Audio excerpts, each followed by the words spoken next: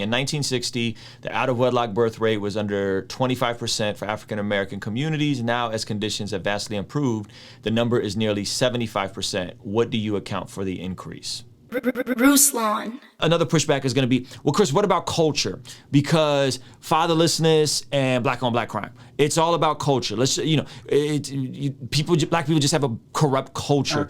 How do you respond to that?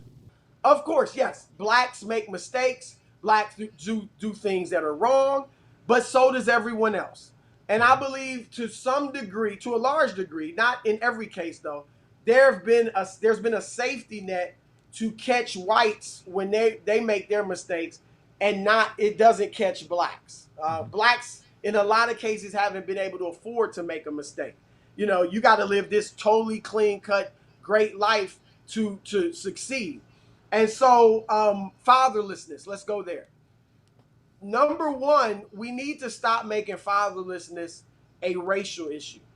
Because if we go, let's be honest, if we go back to the antebellum South, white men were enslaving their own children, right?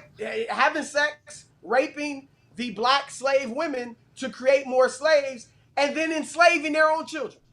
So let's not, and there's also been studies to show that, yes, fatherlessness as far as black kids born with two parents in the household who are married is out of control. And I'll be the first to admit that, and I work to rectify that. It's above 70%, which is unacceptable.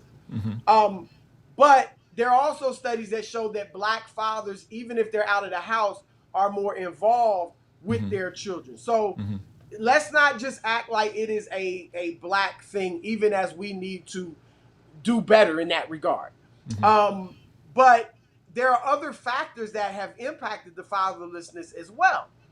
One of them is, and some of this is stuff the Democrats have pushed, you know, but one of them is sending a lot of the jobs overseas, right? The factory jobs and manufacturing jobs, because those were jobs that a man, regardless of race, regardless of his education or lack thereof, could go and get a good job with benefits, right, for his family, and raise his family and start, provide for his family.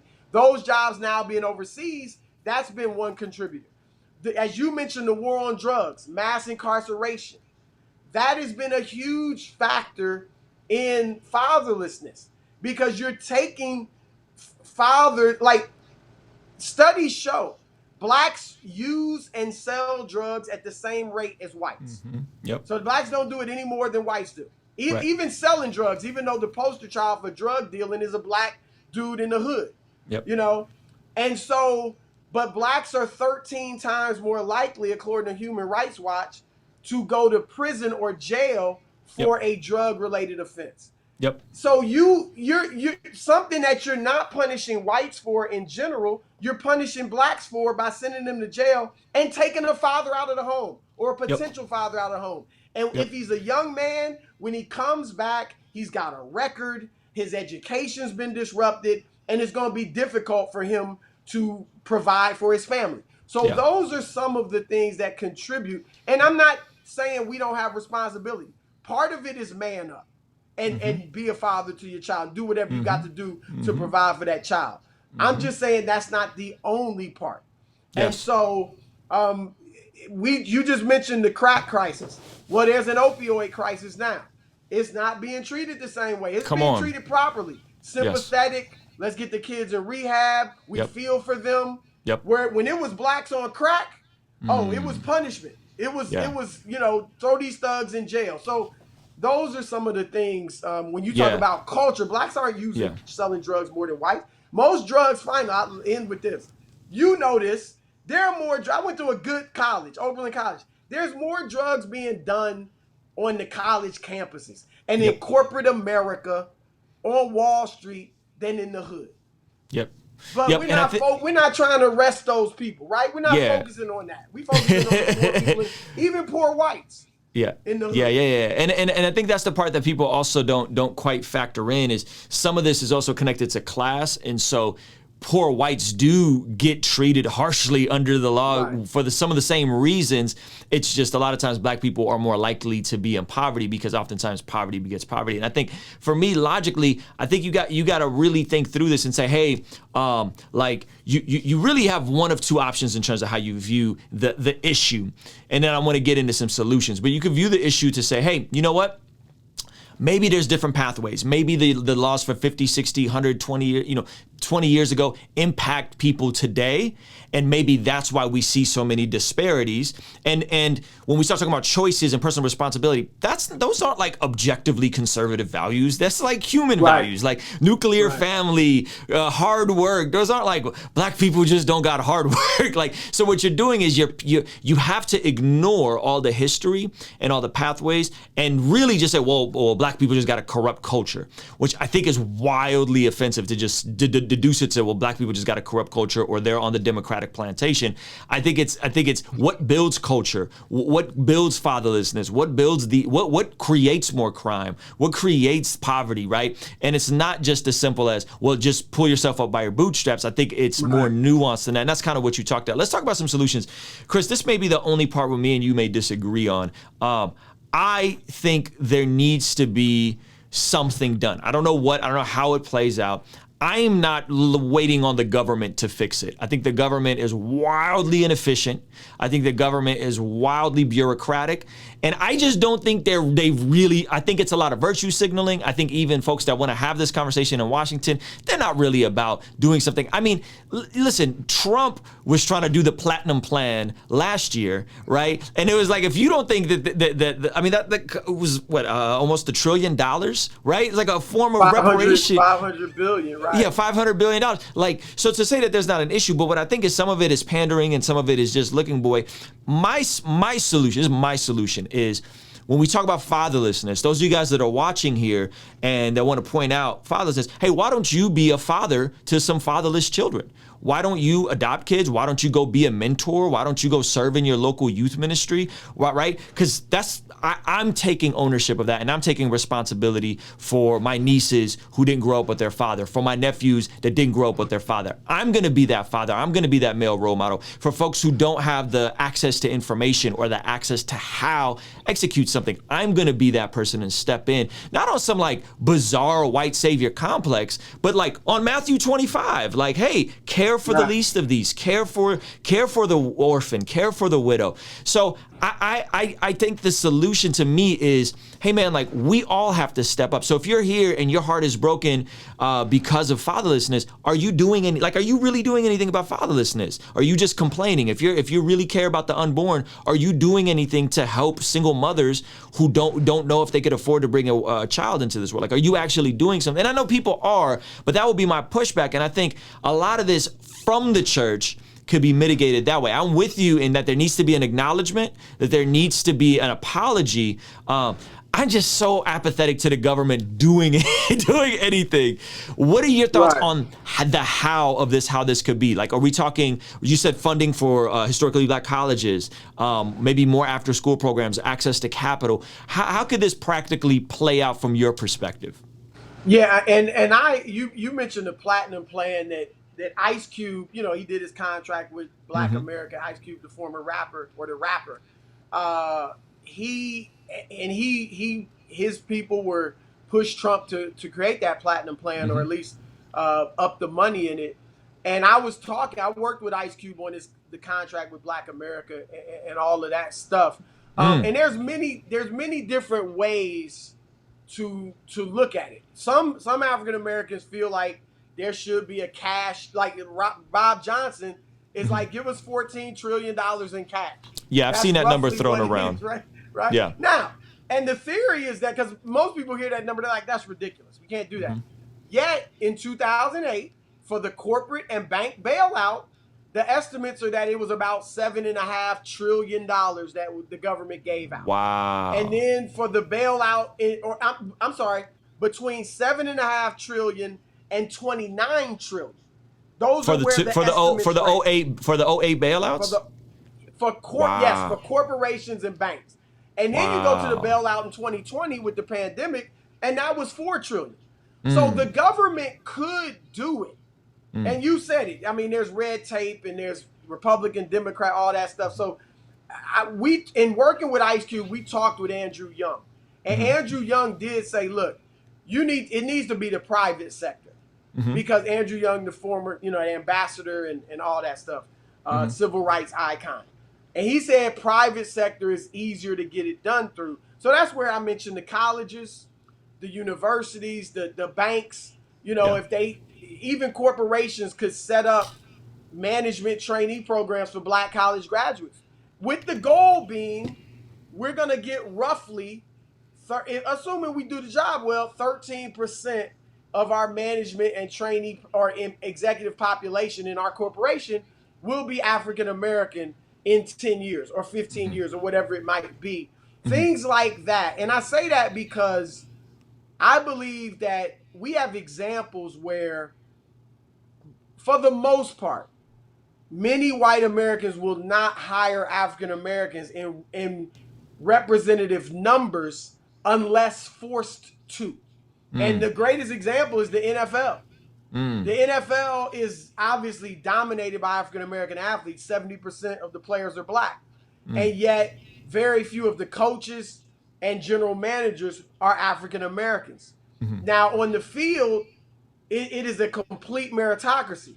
But in the coaching ranks, in the executive ranks, there are a lot of different people who can do the job. And, that's where the racism comes in more. So because white owners and executives haven't been forced to hire a certain number of African-American coaches or executives, they haven't done it.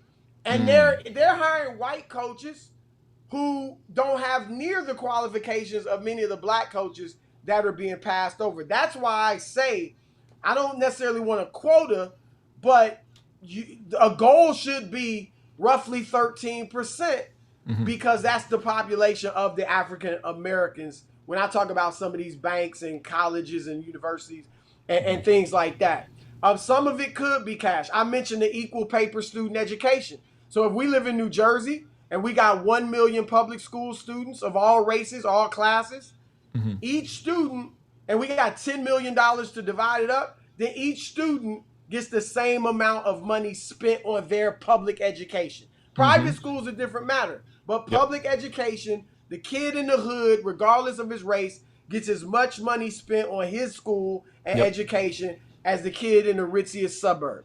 And so those are some things. You mentioned some individual things, which I think are great that we all should be doing. But I also think there are ways that the private sector and government can get involved in a massive way. Now, let me say this about the churches. I think that churches should try to begin working together across the racial and economic lines.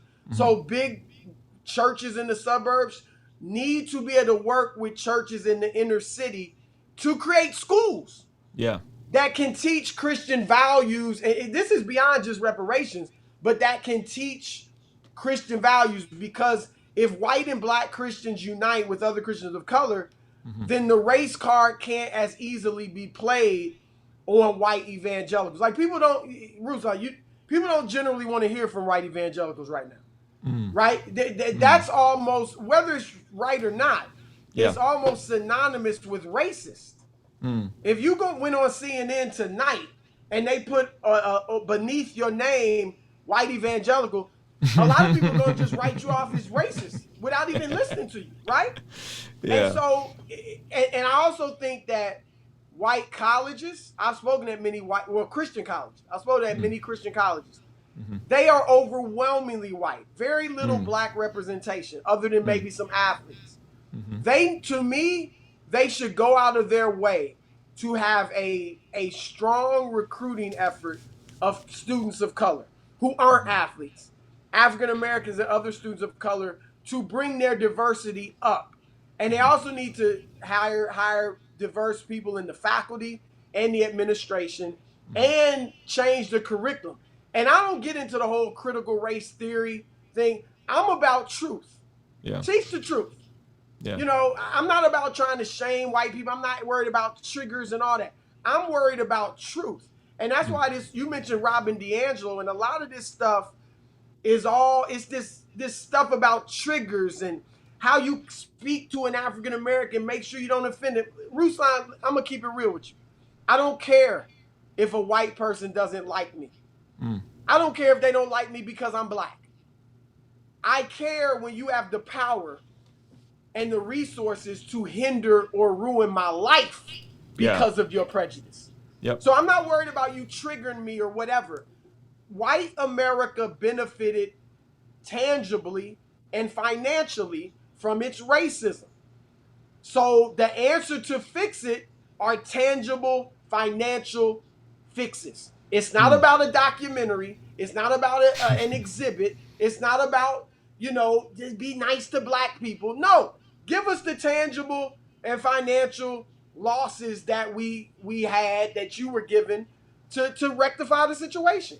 Yeah, and when if you guys were really listening, like actually listening, a lot of what Chris said wasn't just, we'll just send everybody money. We're just gonna send everybody money. Like, he laid out multiple potential policy changes that could be implemented.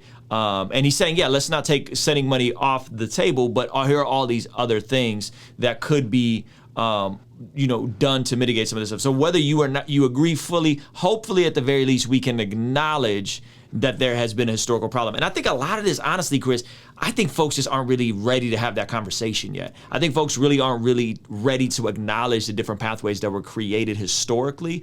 And then that's where this tension, before we could even get on to solutions, we can't even have a genuine conversation about like the problem.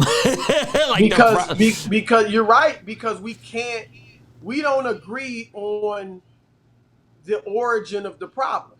Right. And I would say this, Ruslan, I think white Americans in general are miseducated about the history of America. And I think white Christians are the most miseducated. Because white Christians, whether you go back to the Daughters of the Confederacy or the Lost Cause, all of that stuff that was created by the Southern Baptists out of slavery, they have totally bought into this notion that America was this great, fabulous Christian country. It was the city on the hill. It was, manifest destiny and all of this stuff. It was the kingdom of God here on earth, and slavery was just like a little blind spot. And African Americans are like, no, we love America. We fought for America just as much as everybody else. We don't hate America, but we're saying that is not true. And if you take race out of it, Ruslan, if you just look at how people born in America were treated during that time, they happen to be black, but they were just Americans, period. If you just look at that, and then even the discrimination after slavery, how in the world can you say that's Christian? And I think white Christians do the church a major disservice when they associate American history with Christ or with Christianity, because you're associating racism, slavery, castration, rape, discrimination, oppression. You're associating all of that with Christianity. And people of color and even mainstream whites or liberal whites are saying, man, I don't want that. I don't want that. If that's Christianity, we don't want it. Yeah. And so let's just be honest about the Bible and American history, because I think that's how we can move forward. It's going to take the truth spoken in love to move forward. You said a lot of people don't want to have the conversation. Then we're gonna be revisiting this 20 years from now, just like we did 20 years ago and 20 years before that. And it's not going to get better. And ultimately, that and many other things, I think, are going to put this country in a bad place. I'm going to get into another challenging one. So this is interesting. In 1960, the out-of-wedlock birth rate was under 25% for African American communities. Now, as conditions have vastly improved, the number is nearly 75%. What do you account for the increase? I think, as I said, one is a lot of the jobs, not in order. This isn't mean this is the most important one. But I think a lot of the jobs going overseas, the factory and manufacturing jobs going overseas. So you took away a lot of jobs that African Americans could get, because the employment rate for Black American men was much better back then too. All right. Secondly, welfare. You know, when you push black men out of the house so that they could get the check, you know, the women could get the check. So that's one of it. Two, I think, three, the sexual revolution. The nation as a whole's become much more promiscuous. You know, so things that back then weren't, you know, it just wasn't a part of our society. It had to be done real quietly. We as a nation are much more sexually promiscuous across all racial lines. Yep. So that's another thing. And then I say the war on drugs, as we talked about, and mass incarcerations, where a lot of black men are in prison and jail because of drug use, where a lot of whites who use the drugs either aren't even arrested in the first place in corporate America, college campuses, or if they are, they're not sent to jail for it. Not all, but many. So I'd say those are four of the things that have contributed to it. And again, not taking away our responsibility, but there are other factors as well. Kingstream Entertainment. Ruslan. Hey, thank you so much for making it to the end of this video. If you found it valuable, please consider giving it a like and subscribing. You can check out one of the other videos related to this that'll be over here. Now, I gotta tell you about a free training I have for anyone that is an entrepreneur, a creative, an artist, but maybe you are unsure on how to find your voice, how to find your niche. I have a free training in the description of this video. Check it out. Once again, thank you so much for watching. I appreciate you, and I will see you on the next video.